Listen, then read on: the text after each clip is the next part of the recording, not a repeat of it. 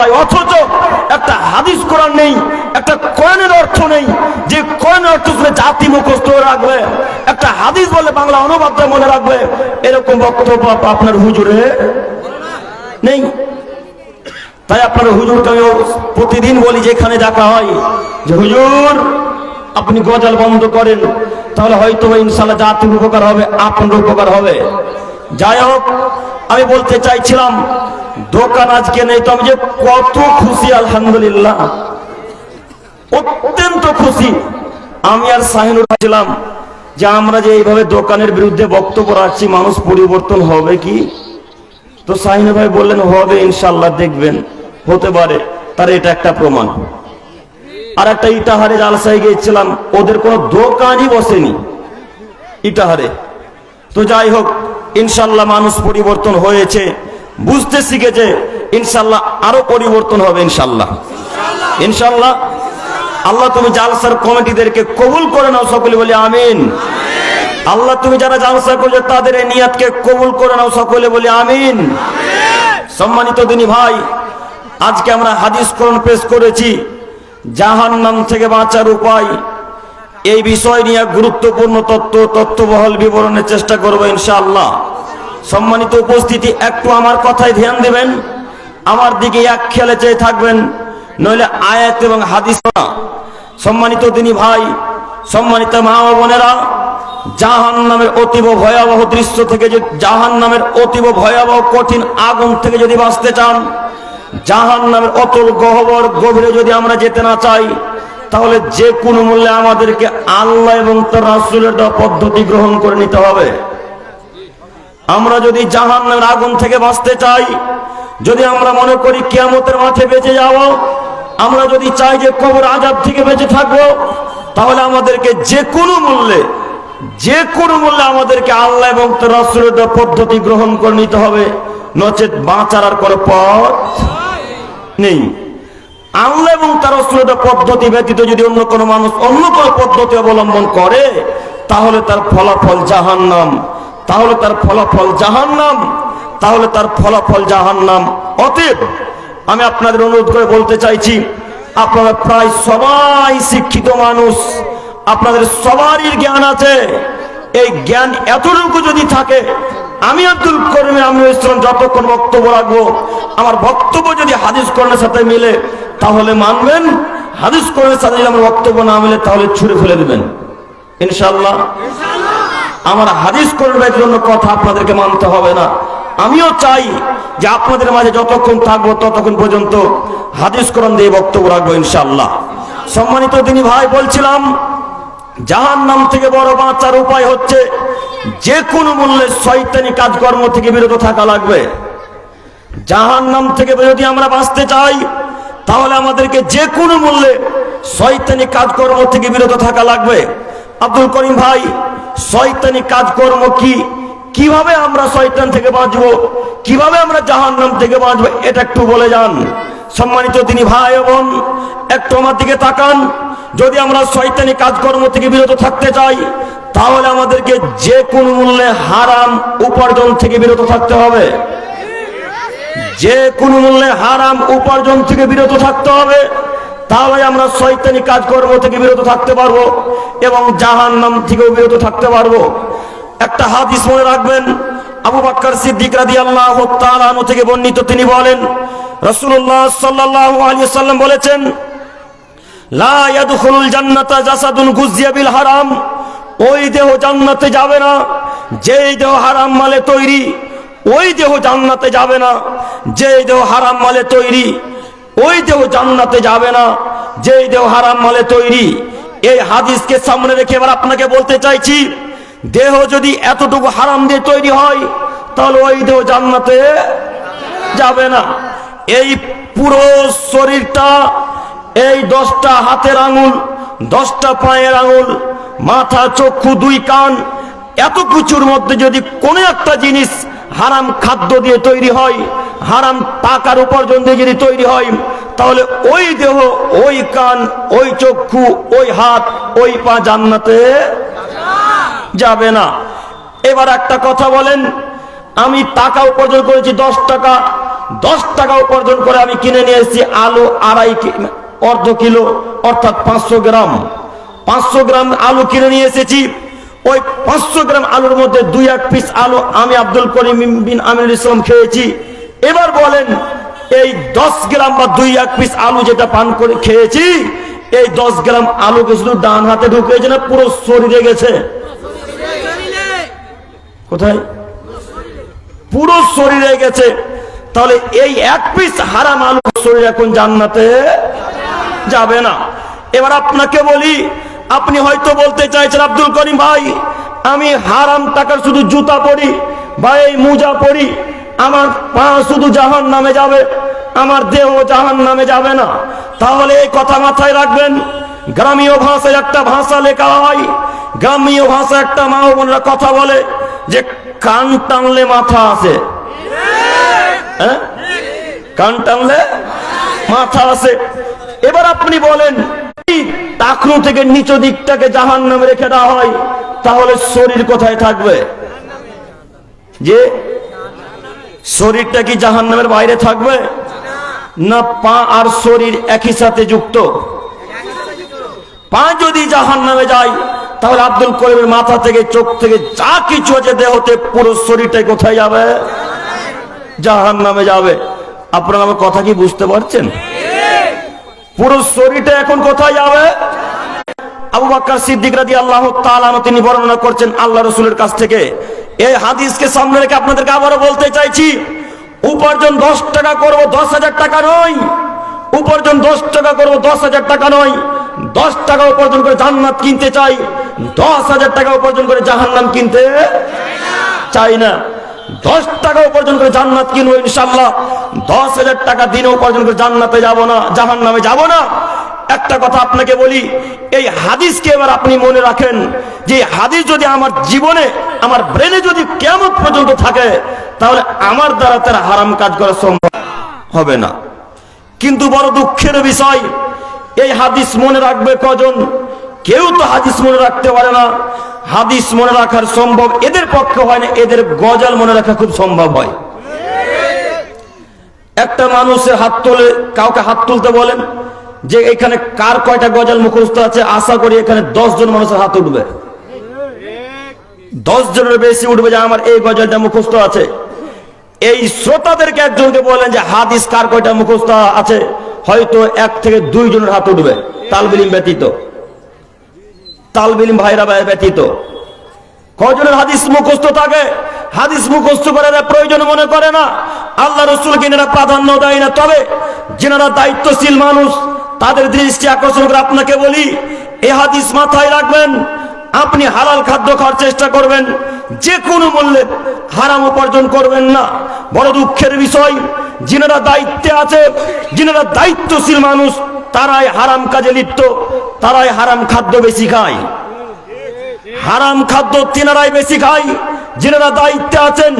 আব্দুল করিম ভাই, আপনি আমাদের উত্তর দিনাজপুর বারহাসে এসেছেন, কথা হিসাব করে বলবেন, নইলে আপনি এখান থেকে যেতে পারবেন না।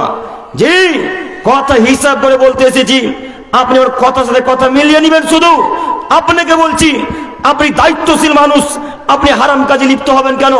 আপনি দায়িত্বশীল মানুষ, আপনি হারাম কাজ করবেন কেন? আপনি দায়িত্বশীল মানুষ, আপনি সুদের মতো জঘন্য পাবে লিপ্ত হবেন কেন? আপনি দায়িত্বশীল মানুষ, মুদিখানায় বিড়ি বিক্রয় করবেন কেন? আপনি দায়িত্বশীল মানুষ, মুদিখানায় গাঁজা বিক্রয় করবেন কেন? আপনি দায়িত্বশীল মানুষ, মুদিখানায় তিরঙ্গা বিক্রয় করবেন কেন? তিরঙ্গা বিক্রি করা হারাম, তিরঙ্গা বিক্রি করা হারাম, একেবারে হারাম, পুরোপুরি হারাম, টোটালি হারাম। দেখি কোন মায়ের বেটা বলতে পারে তিরঙ্গা বিক্রি করা যায়? বলেন, যারা দায়িত্বশীল মানুষ তাদের পরিবারে এগুলো চলে কিনা? কথা বলেন, যারা দায়িত্বশীল মানুষ তাদের পরিবারে চলে কিনা? তাদের পরিবারে এই সমস্ত কাজকর্ম বেশি চলে। আরো দেখতে পাবেন, যারা দায়িত্বশীল মানুষ তাদের হাতে সিগারেট আছে। হ্যাঁ, যে জোরে চেঁচাচ্ছে না, আমি তো ভয় খেয়ে যাবো গো। হ্যাঁ, যারা দায়িত্বশীল মানুষ তিনারা কি করে? সিগারেট পান করে।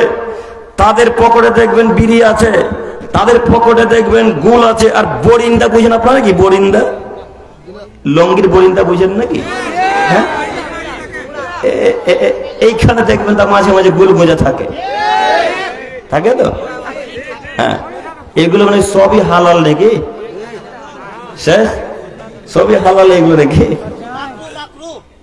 মাকরু মানে মাকরু মানে মাকরু মানে তো খারাপ, অপছন্দনীয়, তাই না?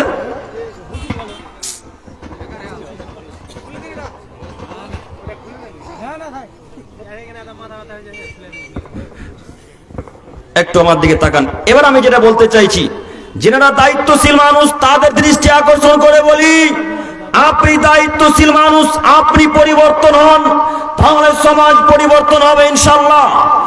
আপনি দায়িত্বশীল মানুষ, আপনি পরিবর্তন হন, তাহলে সমাজ পরিবর্তন হবে ইনশাআল্লাহ। আপনি লোকের সম্মুখে জনগণের সামনে দাঁড়িয়ে দাঁড়িয়ে সিগারেট পান করেন, আবার আপনি নেতাগিরি করেন। আপনি জনসমাজের সামনে দাঁড়িয়ে দাঁড়িয়ে বিড়ি পান করেন, আবার আপনি নেতাগিরি করেন। আপনার দ্বারা সমাজ পরিবর্তন হবে না, আপনার দ্বারা সমাজ পরিবর্তন হবে না। কেন? সমাজ পরিবর্তন করতে লাগে নিজেকে পরিবর্তন আনতে হয়। সমাজ যদি পরিবর্তন করতে চান তাহলে আগে নিজেকে পরিবর্তন হতে হবে যে কোনো মূল্যে। যিনারা দায়িত্বশীল মানুষ তিনারাই যদি এরকম ভাবে হারাম খাদ্য খায় তাহলে তো গ্রামের লোক পান করবে, খাবেই, তাই না? মা ও বোনের একটা কথা বলে দেখবেন গ্রাম্য ভাষায়, যে শাশুড়ি যদি দাঁড়িয়ে পেচ্ছাপ করে আইগিনাতে, আইগিনা বুঝেন কি? আইগিনা বুঝেন কি? মানে আমাদের ভাষা আপনাদের ভাষা সব একই নাকি? ও, তাহলে অসুবিধা নেই। শাশুড়ি যদি আইগিনাতে দাঁড়িয়ে দাঁড়িয়ে পেচ্ছাপ করে আর বৌমারা যদি জানলা দিয়ে দেখে নেয় রাতের বেলায়, তাহলে সকালবেলায় দেখবেন ওই বৌমারা ঘুরে ঘুরে আইগিনাতে পেচ্ছাপ করছে। কথার অর্থ কিছু বুঝলেন কি? কি বুঝলেন? কথার অর্থ হচ্ছে দায়িত্বশীল যদি খারাপ কাজকর্ম করে, ওর আন্ডারে ওর নিচে যত মানুষ থাকবে তার থেকে আরো লক্ষ কোটি গুণ খারাপ কাজ করার চেষ্টা করবে, তাই না? এই জন্য বলতে চাইছি, যারা দায়িত্বশীল মানুষ তাদেরকে আগে পরিবর্তন হতে হবে যে কোনো মূল্যে। বড় দুঃখের বিষয়, দায়িত্বশীল তাদেরকে আমাদের সমাজের লোক বড় মূর্খ। দায়িত্বশীল তাদেরকে করে যাদের মুখে দাঁড়িয়ে নেই, তাদেরকে দায়িত্বশীল বানায়। সমাজের লোক বড় মূর্খ, যাদের প্যান্ট 24 ঘন্টা টাকুর নিচে থাকে তারা নাকি সর্দার, তারা নাকি ক্যাশিয়ার, তারা নাকি সভাপতি। আশ্চর্য লাগে। দায়িত্বশীল এদেরকে তো দেওয়া যাবে না, দায়িত্ব দিয়ে এরা পাওয়ার হকদার নয়, এরা দায়িত্ব নেওয়ার যোগ্যতা রাখে না। দায়িত্ব নিবে কারা? যারা আল্লাহ এবং তার রাসূলের বিধানকে মানে তারা। দায়িত্বে থাকবে কারা? যারা আল্লাহ এবং তার রাসূলের বিরুদ্ধে, যারা আল্লাহ এবং তার রাসূলের বিধানকে মেনে নিবে তারা।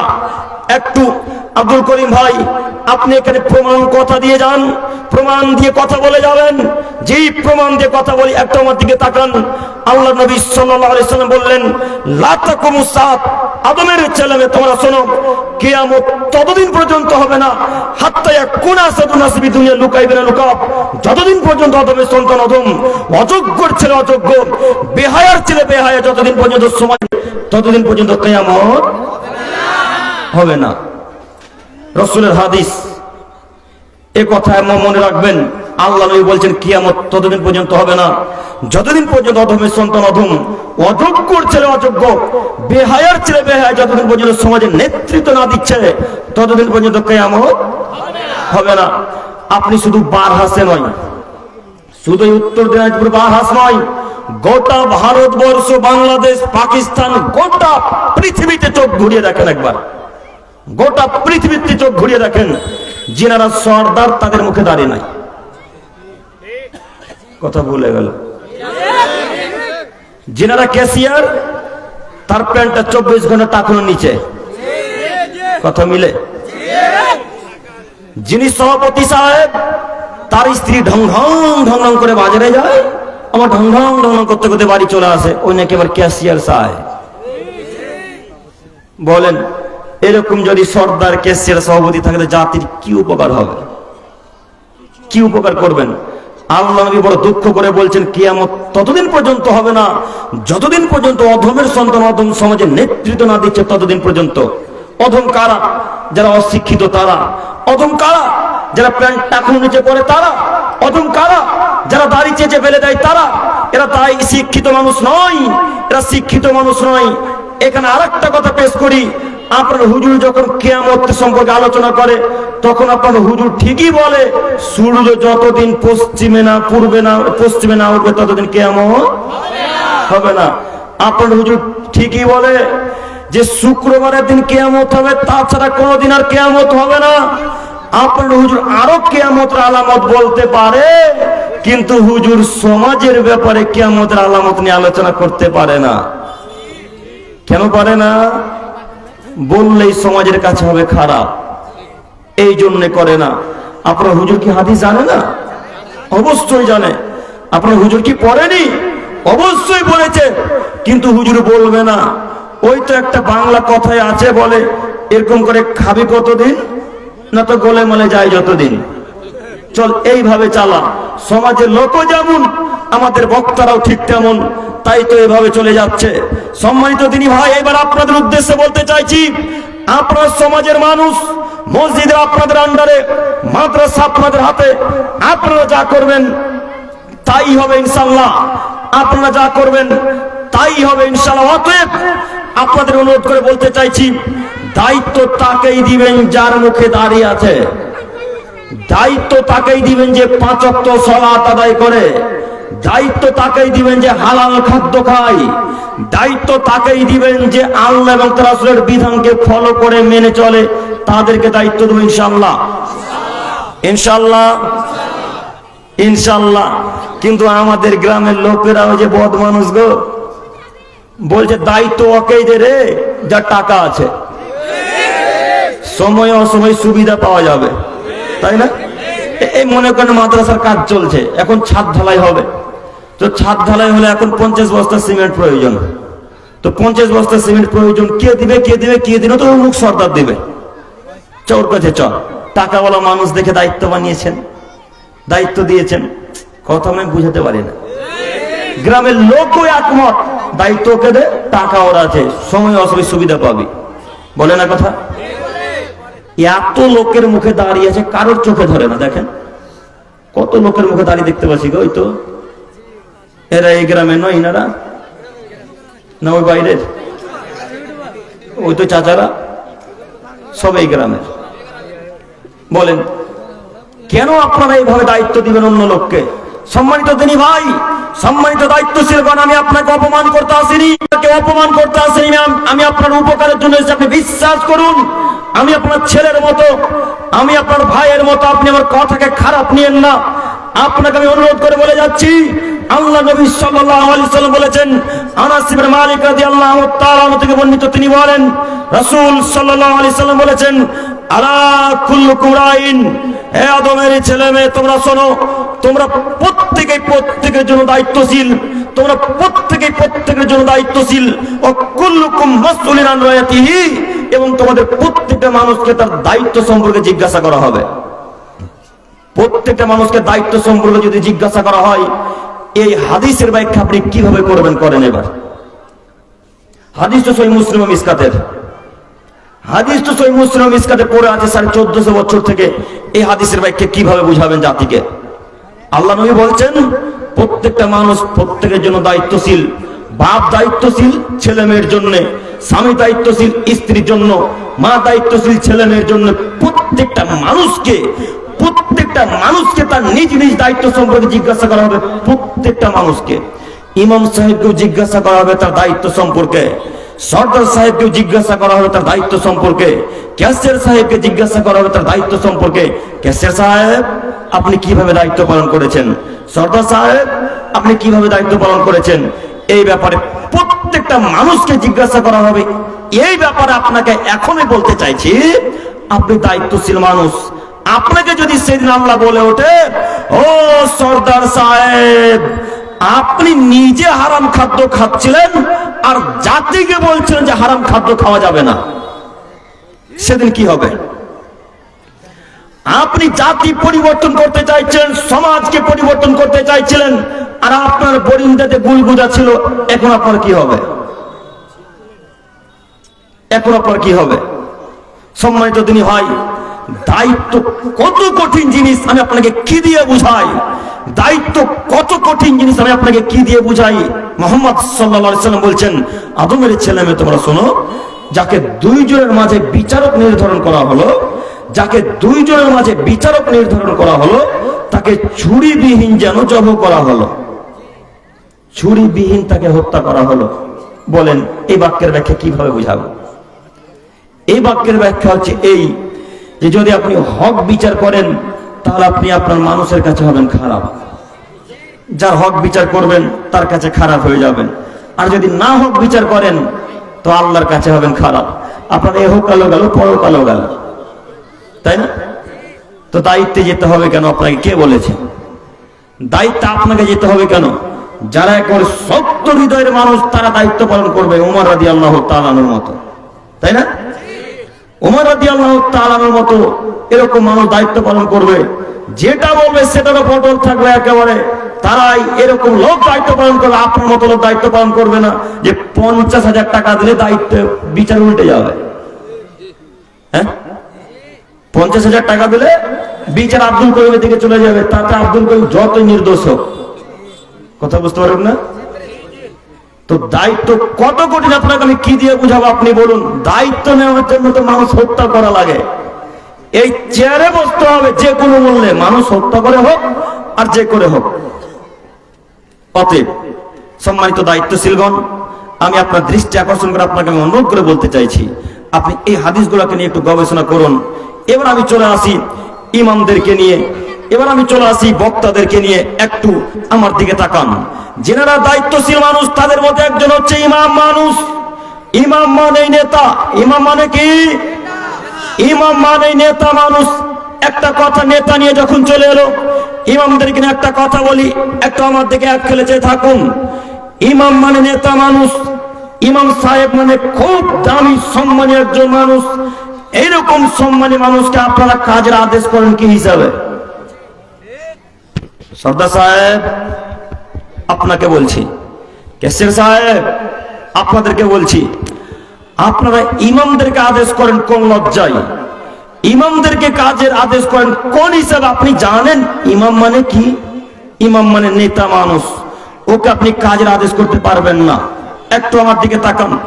ওই বদনা পড়ে আছে, বদনা ওযুখানার পাশে। বদনা বুঝেন কি? বদনা পড়ে আছে ওযুখানার পাশে। তো কিছুক্ষণ পর একটা সর্দার মসজিদে প্রবেশ করেছে। তো যেমনই সর্দার মসজিদে প্রবেশ করে তেমন ইমাম সাহেবকে বলছে, ইমাম সাহেব বদনাটা পড়ে আছে, আপনি দেখতে পান না? তুলে রাখতে পারেননি? ইমাম সাহেবকে আদেশ করে কথা বলছেন, ধমক দিয়ে কথা বলছেন। কিছুক্ষণ পর আরেকজন এসে বলছে, ইমাম সাহেব বাথরুমটা এত পরিষ্কার হয়ে আছে, নোংরা হয়ে আছে। কিছুক্ষণ পর আরেকজন এসে বলছে, ইমাম সাহেব ওযুখানাটা এত নোংরা হয়ে আছে কেন? আপনি পরিষ্কার করবেন কখন? আচ্ছা এবার আপনাকে বলি, যিনারা এইভাবে ইমামকে ধমক দিয়ে কথা বলছেন তাদের উদ্দেশ্যে বলতে চাইছি, ইমাম আপনার বাপের চা করে এসেছে নাকি? হ্যাঁ, ইমাম সাহেবকে এইভাবে ধমক দিয়ে কথা বলছেন মানে? ইমাম সাহেবকে ধমক দিয়ে কথা বলবেন কেন? ইমাম সাহেব শুধু 5 ওয়াক্ত সালাত আদায় করাবে, তাছাড়া পৃথিবীর কোনো কাজ করবে না আপনার। শুধু তিনি 5 ওয়াক্ত সালাত আদায় করাবেন, তাছাড়া আপনার কোনো কাজ করবে না। ইচ্ছা হলে মসজিদ ঝাড়ু দিবে, ইচ্ছা হলে বাথরুম পরিষ্কার করবে, ইচ্ছা হলে বদনাটাকে তুলে রাখবে, ইচ্ছা হলে ওযুখানা পরিষ্কার করবে। আপনি ধমক দিয়ে কথা বলতে পারেন না, কথা বলতে পারেন না।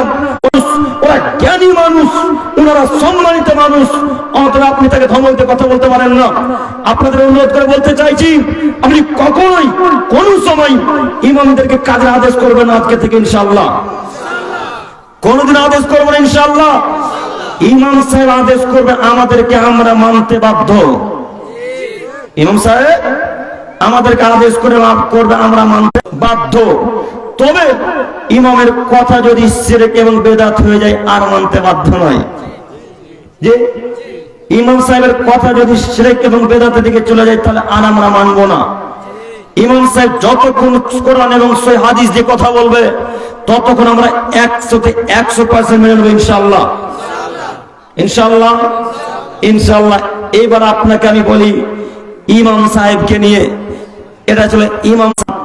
একটু আপনি আমার দিকে দেখেন, ইমাম সাহেব একজন দায়িত্বশীল মানুষ, 5 ওয়াক্ত সালাত আদায় করান। তিনি সমাজ পরিবর্তন করতে পারেন সরদারদের চাইতে আরো বেশি। তিনি সমাজ পরিবর্তন